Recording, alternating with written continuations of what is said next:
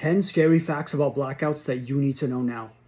A long-term blackout doesn't just mean that your lights are out. It's going to closely resemble a true grid down or societal collapse scenario. It's going to be a lot worse than people can imagine. The purpose of this video is to remind you of the terrifying reality of a long-term blackout and hopefully motivate you to prepare.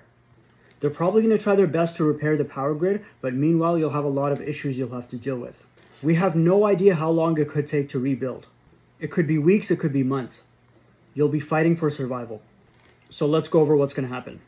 First is that people will turn into savages. They will steal, rob, and take people's lives over stuff that we previously took for granted. So stuff like food, water, medicine, and other essentials.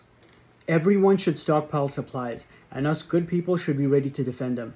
There will be no more running water, which is a major issue because we can only go 3 days without it, and most people have no idea how to scavenge for more.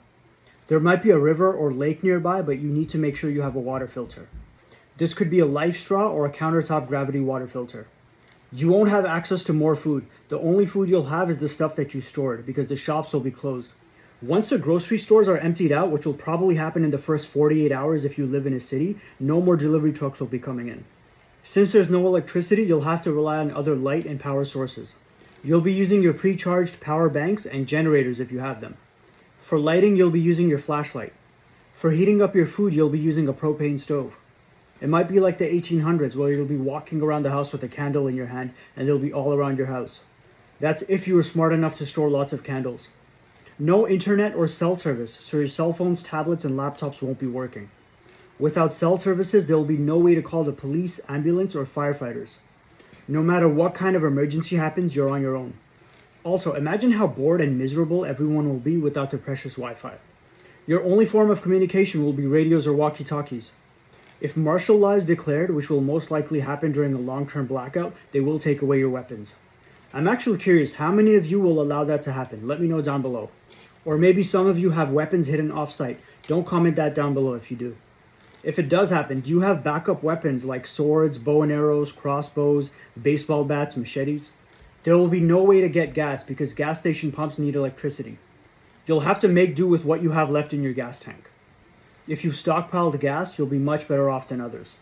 Fuel stabilizers can extend the shelf life by about 18 months. Your electronic payment methods will no longer work, and since banks are shut down, there will be no way to get cash out. So if there are some family-owned grocery stores that are still open, you'll have to pay with cash. Hopefully you always have about $200 to $300 worth of cash just in case. There will be no more garbage pickup, so there will be trash all over the street. It's going to be a breeding ground for pests and disease.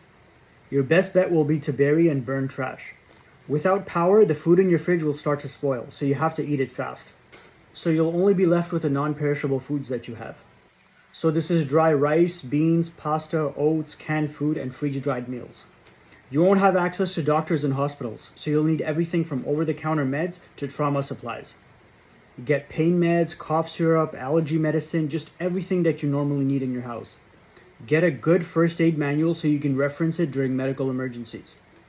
Get a few tourniquets and a few emergency pressure bandages. Some people also call them emergency trauma bandages.